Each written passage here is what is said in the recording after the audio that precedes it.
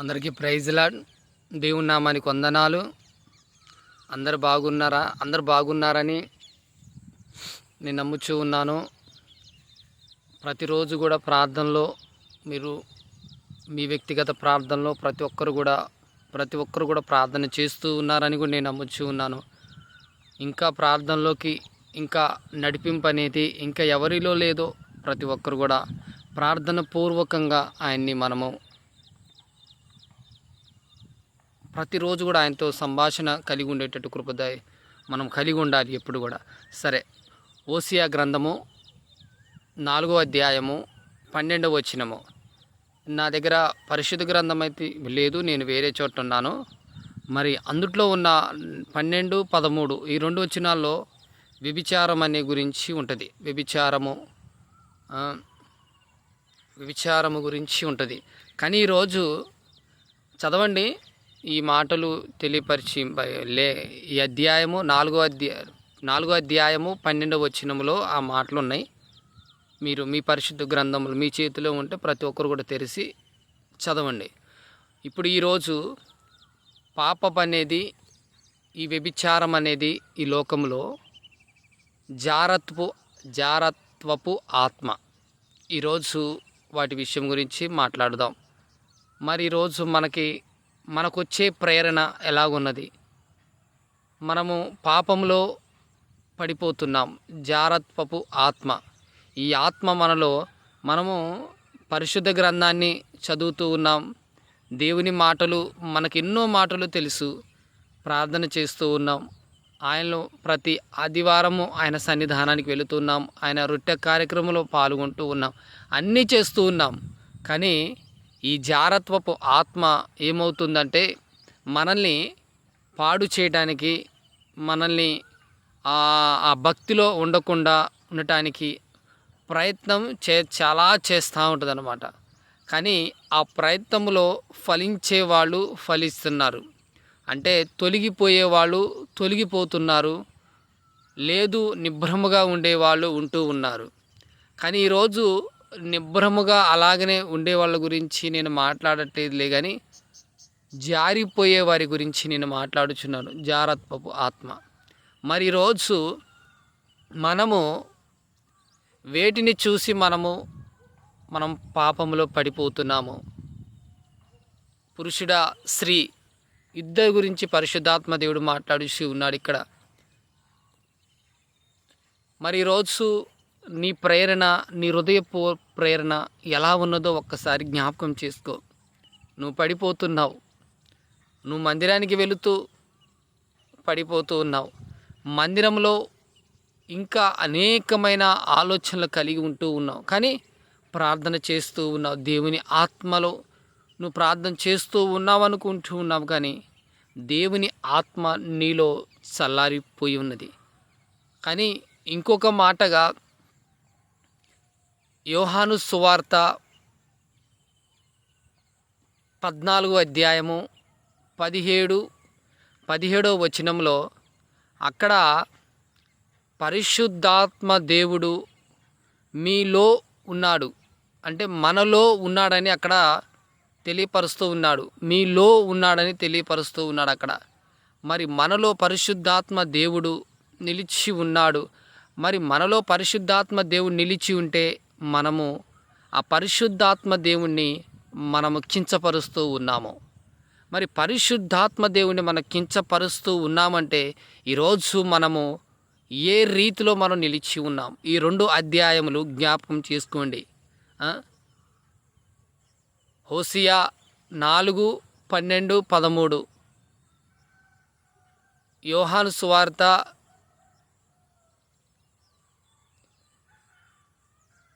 14వ అధ్యాయము 17వ వచనంలో ఈ మాటలు కలిగి ఉన్నాయి. ఈ 2 అధ్యాయాలు చదవండి, చూడండి మీ దగ్గర పరిశుద్ధ గ్రంథం ఉంటే.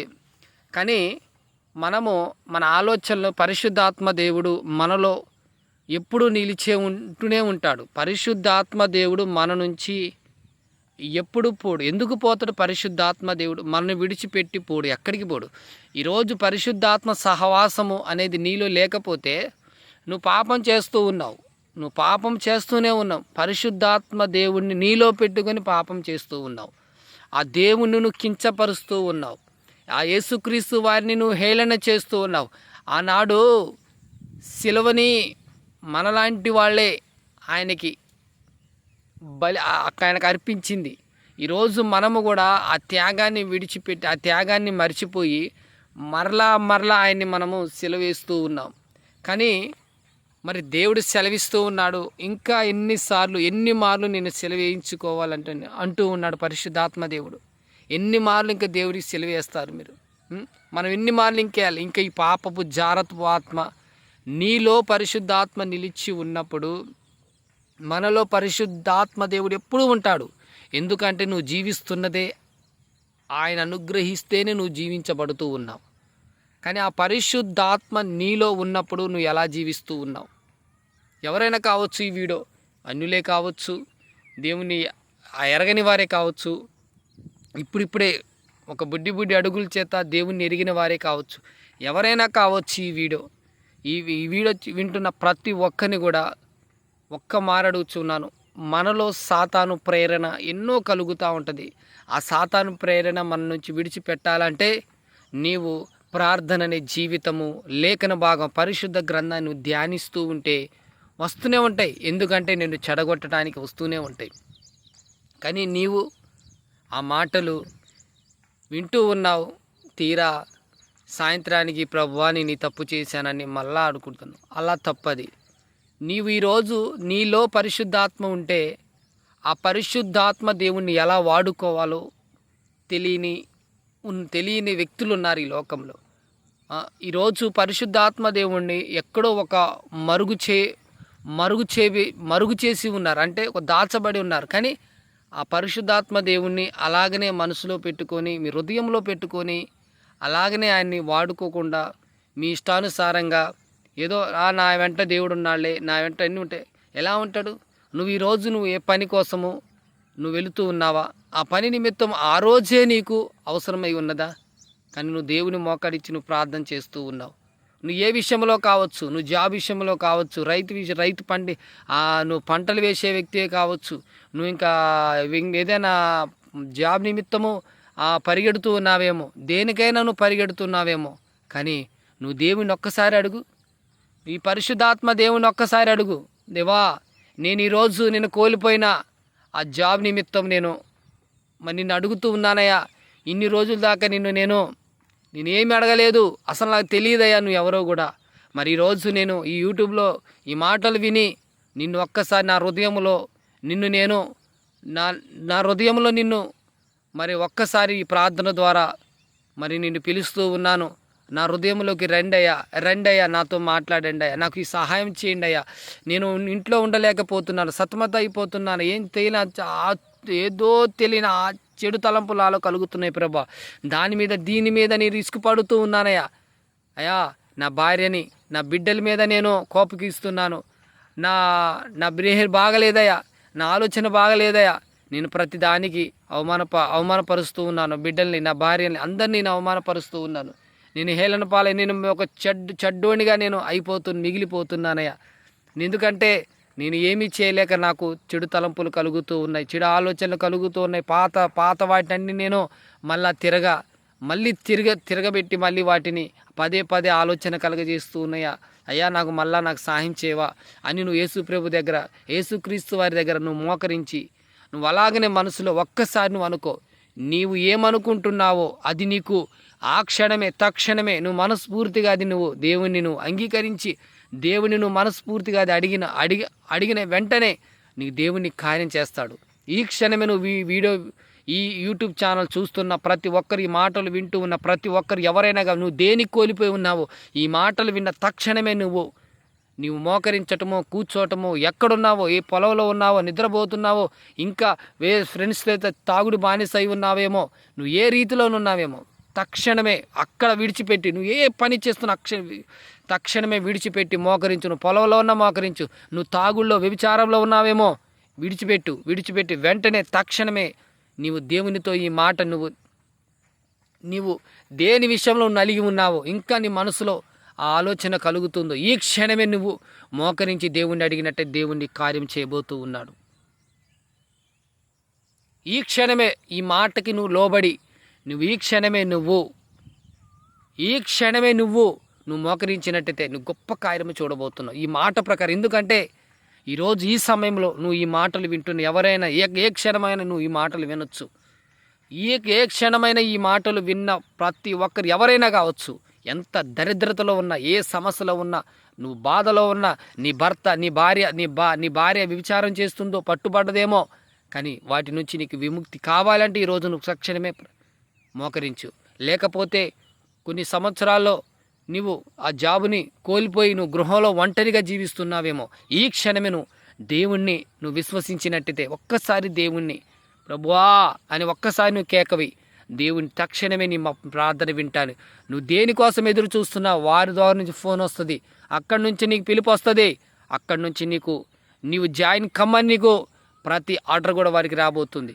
నీవు నమ్మినచ్చు ఈ క్షణమే నువ్వు దేవుని మీద ఈ మాటలు భరోసాగా నేను దేవునికి ప్రార్థిస్తూ ఉన్నాను. అయా నేను నమ్ముతూ ఉన్నాను, నిజమయ్యా నువ్వు అద్భుతాలు చేస్తావని ఎన్నో మార్లు విన్నాను, కానీ నిన్ను విడిచిపెట్టలేదయ్యా. అయా నేను మందిరానికి కూడా నేను ఎప్పుడు వెళ్ళేవాడిని కాదయ్యా అని నువ్వు అనుకుంటూ ఉన్నావేమో, కానీ ఈరోజే ఈ క్షణమే ఇప్పుడే నువ్వు నుండి చోట మోకరించి, అదే సమస్య అయినా కానీ ఇప్పుడే నువ్వు అడిగి ఈ మాటకి నువ్వు లోబడి నువ్వు మోకరించినట్టయితే దేవుడు నీ పట్ల అద్భుత కార్యము చేయబోతున్నాడు. ఇప్పుడు జాగ్రత్త స్త్రీ, మరి ఈరోజు నీ కుటుంబంలో మరి స్త్రీ విషయంలో కావచ్చు, మరి భార్యాభర్తల విషయంలో కావచ్చు, భర్త పాపం చేస్తున్నాడో, భర్త పాపం చేస్తూ భార్య చూసిందేమో, భార్య చేస్తూ ఉండగా భర్త చూసి ఉన్నాడేమో, కానీ వీటన్నిటి నుంచి విముక్తి రోజు నీవు ఏ తలంపులు కలిగి, ఏ ఆలోచనలు కలిగి, ఏ సాతాను వారిని ప్రేరేపణ చేసి హృదయాన్ని మరి అవతల ఒక పురుషుడే మరి స్త్రీ మనసుని లోపరుచుకొని హేళనగా చేస్తూ ఉన్నాడేమో, ఈరోజు ఆ హేళన పోవాలంటే నువ్వు మనస్ఫూర్తిగా ప్రార్థన చేసుకొని సేవకులకి నువ్వు సంప్రదించినట్టయితే, నువ్వు ప్రార్థన చేసుకొని అది ఏది విషయంలో కావచ్చు, అది ఏ సమస్య విషయంలో కావచ్చు, నువ్వు ఈ క్షణమే ఈ మాటలు విన్న ప్రతి ఒక్కరు ఎవరైనా కావచ్చు, తక్షణమే ప్రార్థన చేసుకొని సేవకుల సహాయం కూడా, సేవకులు ప్రార్థన కూడా ఆ క్షణమే వాళ్ళకి ఫోన్ చేసి మరి ఎక్కడున్నావో మీ వీధులు అయితే వాళ్ళ దగ్గరికి వెళ్ళి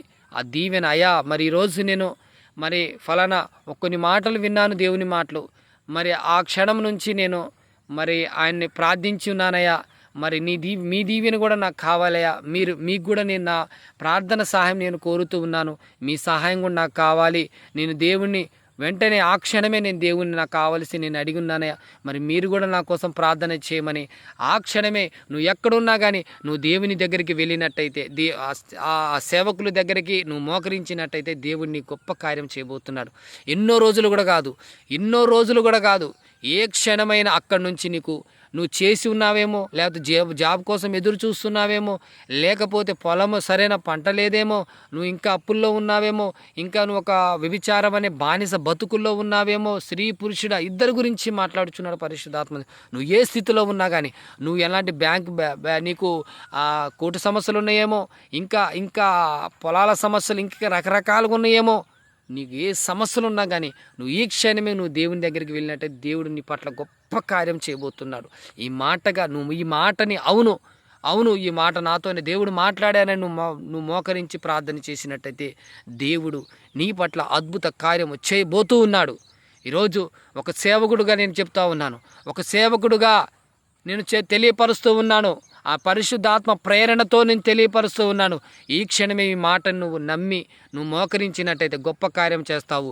అదేవిధంగా ఈ కార్యము నువ్వు ఈ ప్రార్థన చేసిన తక్షణమే నీకు ఏదో ఒక రీతిలో, ఏదో ఒక రోజులో, ఒక గడియలో, త్వరలో నీ కార్యము దేవుడు చెయ్యకపోతే అప్పుడు ఈరోజు నేను ఈ సేవకుడు మాట్లాడిన మాటలు తప్పు అని నువ్వే అనుకో కానీ నువ్వు అదే ఈ సేవకుడు చెప్పిన ఈ మాట పరిశుద్ధాత్మ దేవుడు ఆ సేవకులో ఉండి ఇలా మాట్లాడి ఉన్నాడు. ఆ క్షణమే నేను మోకరించి ప్రార్థన చేసి ఉన్నాను, దేవుడు నా పట్ల గొప్ప కార్యం చేసి ఉన్నాడని. నీకు వీలైతే ఫోన్ చేసైనా కూడా నువ్వు దేవుని మాట్లాడొచ్చు. అయ్యా మీరు ఇలా చేశారయ్యా, ఇలా చెప్పారు, పరిశుద్ధాత్మ దేవుడు మీలో ఉండి మాట్లాడారా, ఆ క్షణమే నేను వెళ్ళి మోకరించి ప్రార్థన చేశాను, ఇలా గొప్ప కార్యం జరిగిందని నీవు ఫోన్ కాల్ ద్వారా నువ్వు మాట్లాడొచ్చు. అది మీ సేవకులే కావచ్చు, అది ఎవరైనా కావచ్చు, ఏ సేవ చేస్తున్న ఎవరైనా కావచ్చు. నీ సేవలో అభివృద్ధి లేదా? నీ సంఘంలో మరి నీ సంఘంలో అనేకమైన వారు ఇంకా నీకు వేలన కలుగుతూ ఉన్నారా? వాళ్ళు వీడు సూటి మోటార్ల చేత సేవ కూడా నీకు కూడా బాణాలు తగులుతూ ఉన్నాయా? అలా అయితే సరి చేయబడాల్సి వచ్చిందేమో, సరి చేయవలసి ఉన్నదేమో, నువ్వు ఇంకా సరిపోయేవలసి ఉన్నదేమో, ఇంకా సరి కావాలి నువ్వు. ఇంకా ఇంకా ఇంకా అనేకమైన ఆత్మల కోసం నువ్వు ప్రార్థిస్తూ ఉన్నావేమో. దేవుడు నీ పట్ల గొప్ప కార్యం చేస్తున్నావు. నువ్వు దేవుని పిలుపును నోచుకొనున్నావు, దేవుని పిలుపును నోచుకొనున్నావు. ఈరోజు సంఘము అభివృద్ధిని చేయబోచున్నాడు. అనేకమైన నూతనమైన ఆత్మలు నీ సన్నిధికి నీ అచ్చటికి అనేకమైన ఆత్మలు నడిపించవ. ఆ ఆత్మలను నీవు ఆత్మలు జారిపోకుండా వారి క్షేమాన్ని ప్రతిరోజు కూడా వాళ్ళ ఫోన్ చేసి వాళ్ళని ఇంకా మీరు బలపరచటము చేసినట్టయితే ఆ వస్తున్న నూతనమైన ఆత్మలు జారిపోకుండా ఉంటారు. కానీ ఈరోజు వచ్చి ఉన్నారా, నా జేబులో కానుకొచ్చిందా, వాళ్ళు ఇచ్చారా లేదా అనేది మీరు ఆలోచన పక్కకు పెట్టి వాళ్ళతో మీరు ఎలా ఉన్నారు, ఏందమ్మా మరి నూతనంగా మరి దేవుని తిరిగి ఉన్నారు కదా, ఎలా ఉన్నారనేది నీవు నిజంగా సేవకుడు అయితే ఖచ్చితంగా ప్రతి ఒక్క నూతనంగా వచ్చిన వారికి ఖచ్చితంగా నువ్వు అనుకుంటావు. కానీ నీవు ఈరోజు నా మందిరం నింపబడదా లేదా అనేది వాళ్ళు వేసిన కానుక నా జేబులోకి వచ్చిందా లేదా అని అనుకునే సేవకుడైతే నువ్వు అభివృద్ధి ఏనాడు అభివృద్ధి పొందుకోలేవు. అవద్దు, ఆ సేవ అసలే చేయవద్దు. ఎవరైనా కావచ్చు, అది ఎవరైనా కావచ్చు, సేవకుడే కావచ్చు. నువ్వు అబద్ధాలలో వడ్డీ వ్యాపారం చేస్తున్నావేమో, కానీ నిజాయితీగా చెయ్యి, నీతిగా యథార్థంగా చెయ్యి. నువ్వు వడ్డీ వ్యాపారం చేసేవాళ్ళు ఎవరు కూడా దేవుని రాజ్యానికి చేరుకోరని తెలియపరుస్తూ ఉన్నాడు. జ్ఞాపకం చేసుకోండి, అతిగా వడ్డీని ఆశించకండి. వాళ్ళు అవసరానికి నీ దగ్గరికి వచ్చారని నువ్వు దాన్ని క్యాచ్ చేసుకొని వడ్డీ చక్కెర వడ్డీ అని నువ్వు భావిస్తూ ఉన్నావు. జ్ఞాపకం చేసుకో, తప్పది. ఈరోజు మనం ఏమి తీసుకొని వెళ్ళలేము. ఈరోజు ఒక మంచితనం అనేది నువ్వు భార్య పట్ల, నీ భర్త పట్ల నీ ప్రవర్తన ఎలా ఉందో, ఈరోజు తెలిసి తెలియక ఒక తప్పు జరిగిందేమో, దాన్ని సరి చేసుకోలేవా? ఒక్కసారి ఒక భర్తగా నువ్వు భార్యగా ఒక్కసారి అయితేంది ఏదో మరి తొందరపాటు ఆలోచనల వల్ల మరి ఇలా కలిగిందని ఒక్కసారి నీ భార్యను ఓదార్చలేవా? మనం క్షమించు, ఇక మీదటి తప్పు చేయబాగాని నువ్వు చెప్పలేవా? భర్తని కూడా భార్య నువ్వు కూడా నీ భర్తతో మరి అయిపోయింది ఈసారితో, ఏదో ఆ టైంలో అలా జరిగింది, ఇక మీదట చేయబాకండి అని నువ్వు కూడా చెప్పలేవా? మీ ఇద్దరి మధ్యలో సమాధానము కావాలి. ఎందుకంటే మనం ఏ క్షణము ఈ లోకాన్ని విడిచిపెట్టి వెళ్ళిపోతాం మనకు తెలియదు. దేవుని పిలుపు మనకు ఎప్పుడు వస్తుందో తెలియదు. కానీ ఆ పిలుపులో మనము సరి చేయబడి ఉంటే ఆయన రాజ్యానికి మనం చేరుకుంటాము. కానీ మనం సరి చేయలేకపోతే మనం ఇంకా నరుచుకోవటం, తిట్టుకోవటం, తాగుడికి బానిసతో, వ్యభిచారానికి అన్నిటికీ బానిసవుతూ నువ్వు నిలిచినట్టయితే నువ్వు ఏమీ సాధించలేవు. నువ్వు అలాగనే ఉంటావు, నువ్వు ఎప్పుడు అదే మాదిరిగా ఉంటావు. కానీ నువ్వు దేవుని రాజ్యానికి చేరుకోలేవు. దేవునికి రాజ్యాన్ని చేరుకోవాలంటే నీతిగా యథార్థంగా జీవించే వాళ్ళకి దేవుని రాజ్యంలో స్థానం ఉంది. చిన్న తప్పిదమ్ము కూడా ఉండదు. ఈరోజు నువ్వు ఆ పాపంలో ఉన్నావా, విడిచిపెట్టు. ఆ ఆలోచనలో ఉన్నావా, ఆ తలంపులో ఉన్నావా, లేకపోతే ఒక సేవకుడా నీకు ఆ ప్రేరణ నీకు నీ సంఘానికి మందిరానికి వచ్చిన వారితో నీకు ఆ ప్రేరణ కలుగుతుందా? లయము చేయదాన్ని, యేసు నామములో దాన్ని, యేసయ్య ఇప్పుడే నా హృదయంలో వస్తున్న తలంపులు తొలగించు ప్రభు, అవి రావద్దు. సాతాను నన్ను ఈ సేవ చేయకుండా గడిబిడి చేస్తూ ఉన్నాడా, అపవాదిగా నాపై దాడి చేస్తూ ఉన్నాడా, ఈ సేవను అడ్డుకుంటున్నాడని నువ్వు ఒక్కసారి ఆ ప్రార్థన చేసావా? లేకపోతే ఏం కాదులే, ఈ ఒక్కసారే కదా చేద్దాము, చేసి మళ్ళీ దేవుని పాదాలు పట్టుకుందాం, మళ్ళీ ఆ స్త్రీ దొరికిద్దో దొరకదో, మళ్ళీ అలాంటి వాళ్ళు దొరకరా అని నీవు ఆ పాపము చేసి మళ్ళా చేతులు కడిగి మళ్ళీ దేవుని దగ్గరికి వెళ్తున్నావేమో, మోసపోతూ ఉన్నావు. అలా మోసపోతున్నావు. వద్దు, అలాంటి విషయంలో దూరంగా ఉండండి. ఎందుకంటే సేవ చేస్తున్న ప్రతి ఒక్కరిపై దాడి చేసేది ఎవడు అంటే సాతానుగాడే. ఎందుకంటే ఆ సేవకుడు ప్రార్థన విషయంలో కావచ్చు, ఇంకా సంఘం నడిపించే విషయంలో కావచ్చు, అనేకమైన ఆత్మల విషయంలో కావచ్చు, పోరాడుతున్న సేవకుడిపై దురాత్మల దాడి ఖచ్చితంగా జరుగుతూ ఉంటాయి. సాతానుగాడు ఎప్పుడు పుంజుకొని ఉంటూనే ఉంటాడు. ఆ పుంజుకొని ఉన్నప్పుడు ఏమవుతుందంటే ఈ దేహంలో పాపపనే తలంపులు కలగజేస్తూ చూడరాని చూపిస్తూ ఉంటాడు. మనం చూడకూడదు అనుకున్నప్పుడు సడన్గా మనం ప్రతిదీ కూడా చూస్తూ ఉంటాం. ఆ సమయంలో మనకు ఆలోచన తలంపులు కలిగినప్పుడు పరిశుద్ధాత్మ దేవుడు బాధపడుతూ ఉంటాడు. ఎందుకంటే ఆ తలంపు దేవుడు తెలుసు, నువ్వు ఇలా ఉన్నావు, ఇలా ఉండి కూడా ఇలాగా మరి ఇలా చూడటం వల్ల ఆత్మలోకి జారిపోయి ఉన్నావని దేవుడు తెలుసు. కానీ ఒకసారి రెండుసార్లు చూస్తాడు. అని నువ్వు పదే పదే దాన్ని చూసినట్టయితే, ఒకసారే కదా, ఒక్కసారేగా అనుకుంటే అది చాలా తప్పు. అది ఆ ఒక్కసారి కొన్ని వేలసారి కూడా అవుతుంది. సరైన జీవితము జీవించి మనము దేవుని రాజ్యంలో పొందుకోవాలంటే సేవకుడు కావచ్చు, ప్రతి విషయంలో ఎవరైనా కావచ్చు, ముఖ్యంగా ఈ జారత్వ స్త్రీల గురించి, జారత్వ పురుషుల గురించి, ఎవరు జారిపోతున్నారు, ఎవరు తప్పిదములో ఉన్నారు, సరిచేయబడాలి. ఈ 2 అధ్యాయాలు మీరు జ్ఞాపకం చేసుకోండి, మీరు చదువుకోండి. దానికి చెప్పిన ఈ మాటలు దానికి అనుకూలంగా దానికి నిలిచి ఉన్నాయి. నేను బయట వేరే చోట ఉన్నాను, అందుకే పరిశుద్ధ గ్రంథాన్ని నేను మరి ఆ అధ్యాయం ఆ వచనం మాత్రమే చెప్పగలిగాను. మీరు చదువుకోండి, దాన్ని బట్టి ఇంకా మీరు సరి చేయబడాలి. అది అర్థం చేసుకుంటూ ఏదో లొల్లలుగా చదువుకోకుండా తొందర చదువుకో, దాన్ని అది అర్థం కావాలి ప్రభువా అని చదువుకోండి. నాకు జ్ఞానమి, నాకు నేత్రాలు, నాకు జ్ఞాని నేత్రాలు తలలో ఉన్నట్టు ఈరోజు మనకి పరిశుద్ధాత్మ దేవుడి సహవాసం మనలో ఉంటే, నువ్వు ఏ అధ్యాయము ఏ వచనము చదువుతూ ఉన్నావో దేవుడి ఆత్మ నీలో ఉంది కాబట్టి దాన్ని అర్థం చేసుకోగలవు. ఒక మాట చెప్తున్నాను, పరిశుద్ధాత్మ దేవుడు మనలో ఎప్పుడూ ఉంటాడు. ఎందుకంటే యోహాను సువార్తలో ఆ 14 అధ్యాయంలో 17వ వచనములో ఆ మాట అదే, మీలో ఉన్నాడు పరిశుద్ధాత్మ దేవుడు, మనలో ఉన్నాడు. నీలో లేడే అని నువ్వు ఎవరిని కూడా కించపరచొద్దు. నీలో పరిశుద్ధాత్మ దేవుడా ఉన్నాడా? నువ్వు ఆత్మని పొందుకున్నావా? నువ్వు అంటే ఆత్మని పొందుకున్న వాళ్ళందరికీ ఎగిరి గంతులేసి సరిపోయిద్దా? గంతులేసే వాళ్ళు నమ్మబాకండి, వద్దు, అలాంటి వాళ్ళని నమ్మొద్దు.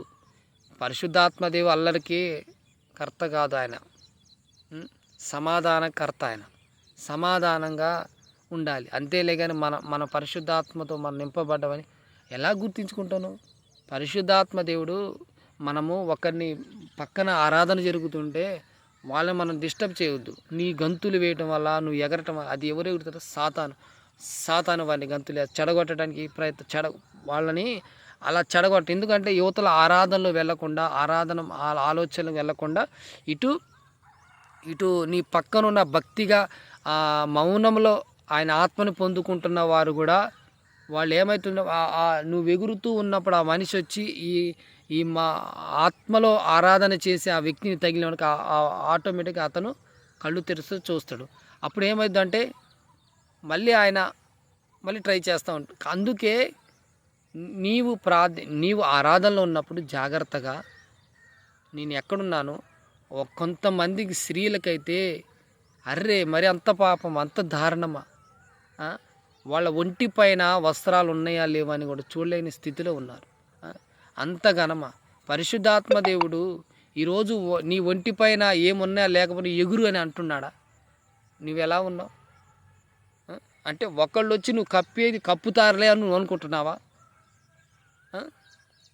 అక్కడ పురుషులు ఉంటారు, స్త్రీలు ఉంటారు, అందరూ ఉంటారు. నువ్వు ఎలా ఉండాలి? స్త్రీ ఎలా ఉండాలి? తగినంత మాత్రములోనే అలంకరణ కలిగి ఉండాలని చెప్తున్నాడు. అసలు అలంకరణ అది వాక్యం అనే అలంకరణ అది ఉంది. వాక్యం అనే అలంకరణ మన హృదయంలో నిలిచి ఉండాలని మన వాక్యంలో ఉంది. పరిశుద్ధ గ్రంథంలో ఆయన లెక్కించున్నాడు. కానీ మనం ఈరోజు నీ అలంకరణ ఎలా ఉంది? ఎగిరి గంతులు వేస్తున్నావు. నీ ఒంటిపై ఈ వస్త్రాలు ఉన్నాయా లేవు అని గంతులు వేస్తున్నావు.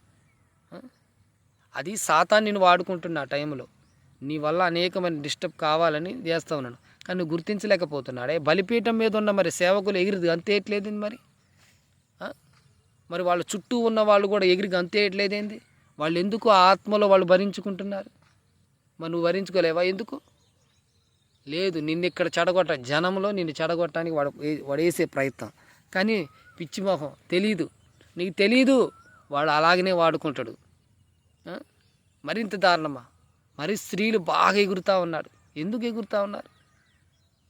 మౌనంలో మౌనంగా నువ్వు ఆయన్ని హృదయంలో నువ్వు సంతోషపరచలేవా? చేతులెత్తి మౌనంగా ఒక చెయ్యి ఎత్తి ఒక చెయ్యి రొమ్ములపై ఉంచుకొని మనం చేసిన ప్రతి తప్పిదమును ఆరాధనలు ఒప్పుకుంటూ మన హృదయాన్ని శుద్ధీకరణ, నువ్వు ఆత్మలను శుద్ధీకరణ కాలేవా? ఇలా ఎగిరిగిరి గంతులేస్తూ ఉన్నావు, యువతల వారిని చెడగొడుతూ ఉన్నావు. సరే, నేను ట్రాఫిక్ వెళ్ళిపోతూ ఉంది వేరేకెళ్ళి.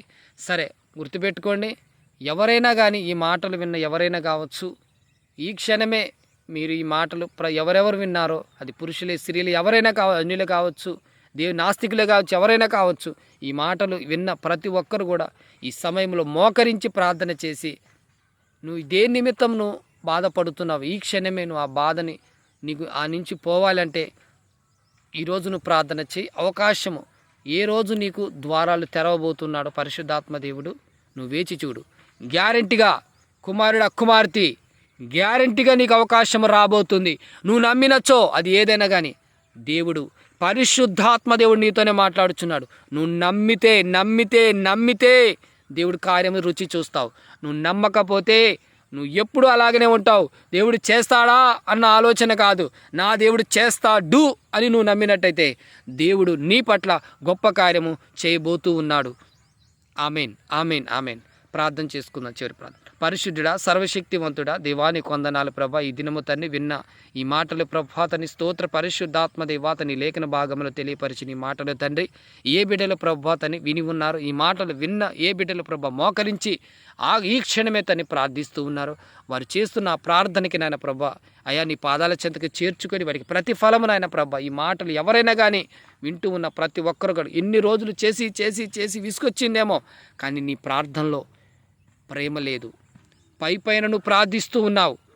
ఆ ప్రేమను పొందుకోవాలంటే నువ్వు హృదయపూర్వకంగా మనస్ఫూర్తిగా నీవు దేవునితో నువ్వు కనెక్ట్ అయినట్టయితే దేవుడు నీ పట్ల గొప్ప కార్యము చేయబోతూ ఉన్నాడు. నువ్వు ప్రార్థన చేసి చేసి ఉన్నావేమో, కానీ హృదయాన్ని ఒకసారి సరి చేసుకో. హృదయాన్ని సరిచేసి ప్రార్థనలో కూర్చో. నువ్వు ఏ రీతిలో ఉన్నావేమో, కానీ సరి చేయబడాలని ఈ సమయంలో నేను కూడా మీకోసం నేను ప్రార్థన చేస్తూ నా వ్యక్తిగత ప్రార్థనలో కూడా మిమ్మల్ని అందరినీ ఈ మాటలు దీని నిమిత్తం ఈ యూట్యూబ్లో ఈ మాటలు విన్న ఎవరెవరు విన్నారో, ఈ సమయంలో ఈ మాటను బట్టి ఎవరు మోకరించి మరి అడుగుతూ ఉన్నారో వాళ్ళ పట్ల కూడా నేను ప్రార్థన చేస్తా. మీరందరూ ఎవరైనా కావచ్చు, దేవుడు మీ పట్ల గొప్ప కార్యము చేయబోతూ ఉన్నాడు. మీరు నమ్మితే ఆమెన్ అని తెలియపరిచి దేవునికి మహిమపరచండి. ఈ క్షణమే నీవు మహిమపరచబడాలి అంటే దేవుణ్ణి నువ్వు రుచి చూసి అడుగు, దేవా నాకు సహాయం చేయవా, నేను ఇలా ఇలా ఇలా ఉన్నాను, నేను ఇలా కోల్పోయానని నువ్వు దేని నిమిత్తం బాధపడుతున్నావు ఈ క్షణం, ఏ సమస్యను, ఎందుకంటే సమస్య లేనివాడంటూ లేడు. నువ్వు ఏ సమస్య అయినా బాధపడుతున్నావేమో, ఆ సమస్య నిమిత్తం నువ్వు ప్రార్థన చేసి నువ్వు దేవుణ్ణి అడిగి, నా దేవుడు చేస్తాడు చేస్తాడు చేస్తాడు, ఇంకా కొద్ది సమయం ఉంది, ఇంకా కొన్ని రోజులు ఉంది, నా దేవుడు చేస్తాడు. అక్కడి నుంచి నాకు అన్ని కాల్స్ వస్తాయి, ఎవరో ఒకరు నాకు ఫోన్ చేస్తారు, ఏదో ఒక రూపంలో ఎవరిదో ఒక ద్వారా నాకు దేవుడు అడ్డుపడతాడని నువ్వు నమ్మి ఆమెనన్నట్టే దేవుని పట్ల గొప్ప కార్యం చేస్తాడు. కానీ మనస్ఫూర్తిగా నువ్వు ప్రార్థన చేయాలి. మనస్ఫూర్తిగా నువ్వు ప్రార్థన చేస్తేనే దేవుని ప్రార్థన ఆలకిస్తాడు. నజరేయుని యేసు నామములో అడుగుచున్నాం తండ్రి, amen, amen, amen. Praise Lord. అందరికి ప్రైజ్ లార్డ్ అండి. వందనాలు. ప్రతి ఒక్కరికి వీడియో షేర్ చేయండి. అందరికీ ఈ మాటలు వెళ్ళునుగాక. Amen, amen.